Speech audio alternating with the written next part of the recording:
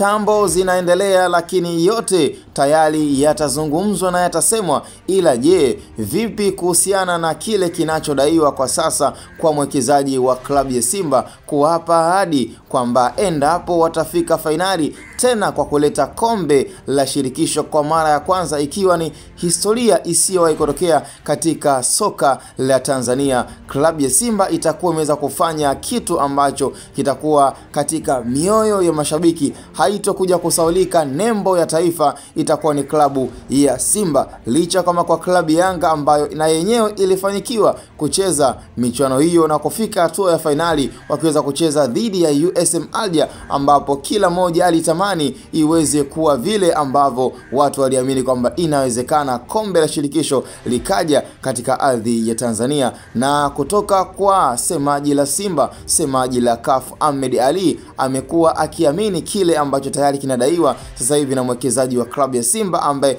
ameweka ahadi nono endapo klabu ya Simba itafanikiwa kuingia kwenye hatua ya fainali. Basi unaambiwaje? Kwanza, kila mchezaji atapokea posho ama atapokea zawadi nono ya shilingi milioni 20. Yani kwa kila mchezaji atapokea kitita hicho. Yani ukiachana na kila ambacho tayari alisha kukizungumza kwamba kwanza klabu ya Simba sasa hivi ijiandae kupokea mabasi ya kisasa, kutokana pia kabisa ni klabu ambayo inahitajika kuendeshwa kisasa zaidi, na mabasi hayo hakuna timu katika ligi ya NBC itakuwa inayamiliki zaidi ya klabu ya Simba. Kwa hiyo ni utofauti na ni kile ambacho anaona kabisa kwamba ni wakati wa kushow love na klabu ya Simba, akianza na swala zima la mabasi, lakini pia na kufikia hatua ambayo tayari anaona kwamba kuna wakati mzuri wa klabu ya Simba kufanya maajabu katika hatua ya kombe la shirikisho kwenye hiki kinyang'anyiro kinachodaiwa kwamba je,